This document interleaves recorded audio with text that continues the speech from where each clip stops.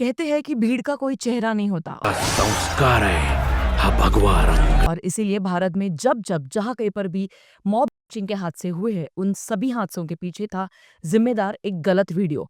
उस गलत वीडियो का गलत कैप्शन और उस गलत कैप्शन के पीछे छुपा हुआ गलत narrative. And believe me when I am saying this, आप सब लोगों को याद ही होगा कि 5 साल पहले महाराष्ट्र के पालघर जिले में क्या हुआ था।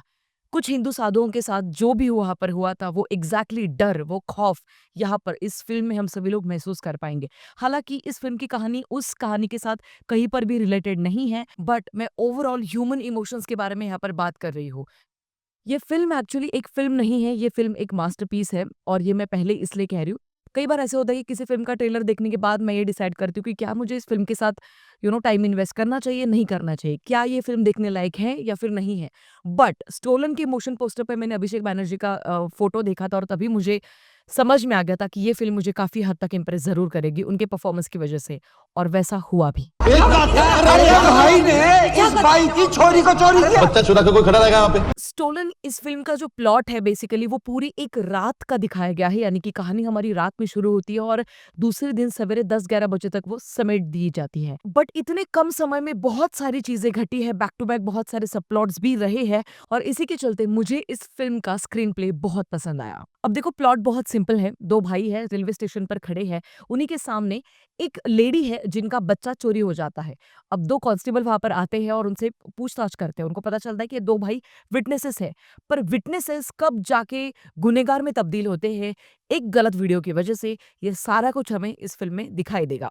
और सबसे महत्वपूर्ण बात, क्या उस लेडी का सच में वही बच्चा है या फिर वो खुद भी उसको चुरा कर लाई है, या फिर आखिर में एग्जैक्टली इन दोनों भाइयों का क्या हश्र होता है और क्या उस लेडी को अपना बच्चा रिटर्न मिलता है या नहीं मिलता है। सारे सवालों के जवाब इस फिल्म में हमें देखने को मिलेंगे। Amazon प्राइम पर रिलीज हुई स्टोलन ये फिल्म सर्वाइवल थ्रिलर जॉनरा की सबसे बेहतरीन फिल्म है अभी तक मैंने इंडियन सिनेमा हिस्ट्री में देखी हुई, और इसीलिए मैं बहुत खुश हूं कि मैंने इस फिल्म के लिए अपना टाइम इन्वेस्ट किया।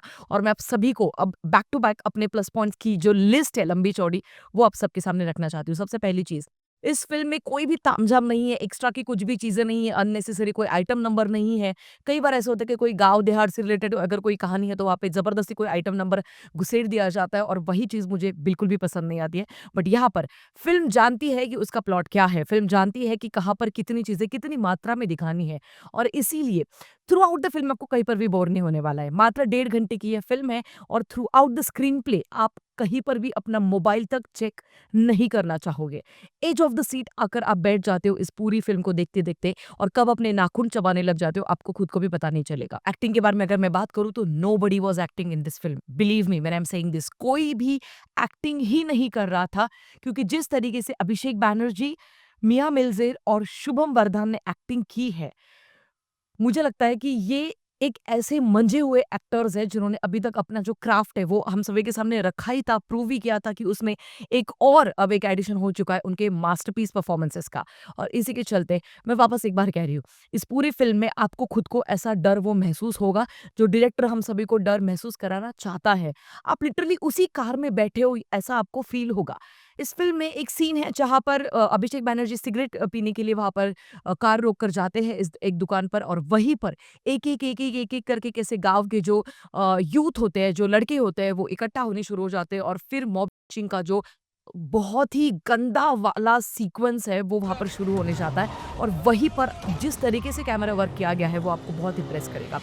कई बार कैमरा कार से बाहर जा रहा है, कैमरा कार के अंदर आ रहा है, 360 डिग्री घूम रहा है, ये सारी चीज़ें आपको वो डर, वो खौफ महसूस कराती है। इस फ़िल्म में एक्टर्स ने जितनी जान डाली है, उतनी ही जान डायरेक्टर ने डाली है, राइटर ने डाली है, सिनेमेटोग्राफर ने डाली है, एडिटिंग वाइज़ भी सभी डिपार्टमेंट में इस फ़िल्म ने बहुत ही बखूबी काम किया है। एक स्पेशल चीज़ मैं और मेंशन करना चाहूँगी, थ्रू आउट द फ़िल्म जिस तरीके से अभिषेक बैनर्जी कार को ड्राइव कर रहे हैं, कार का चेस सीक्वेंस है जहां पर चारों ओर से आगे पीछे पत्थर मारे जा रहे हैं, लाठियां मारी जा रही है, हाथ में जो चीज उनके आ रही है वो उनके ऊपर फेंकी जा रही है।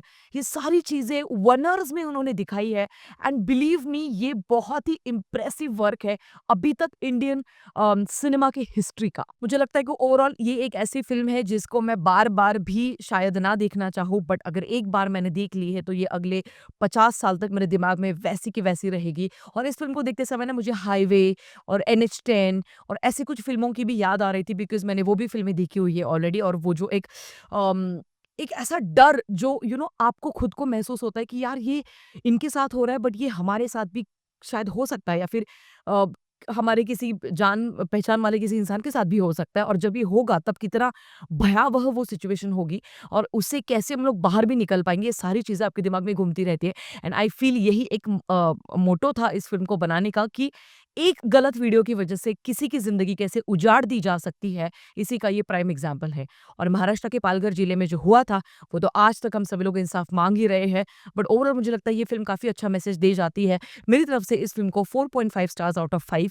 ये मस्ट वॉच फिल्म है, बिलीव मी, Amazon प्राइम पर आ चुकी है, देखना मत भूलिएगा। स्टोलन ये फिल्म अगर आपने देखी है तो आपको कैसी लगी, वो भी आप मुझे बता सकते हैं। और यार अभिषेक बैनर्जी, यार क्या बंदा यार, इसके बारे में कोई वन लाइन में अगर कुछ तारीफ में आप कहना चाहो तो वो भी आप कह सकते हैं। मिलेंगे अगले वीडियो में, तब तक के लिए ख्याल रखिएगा। Peace out.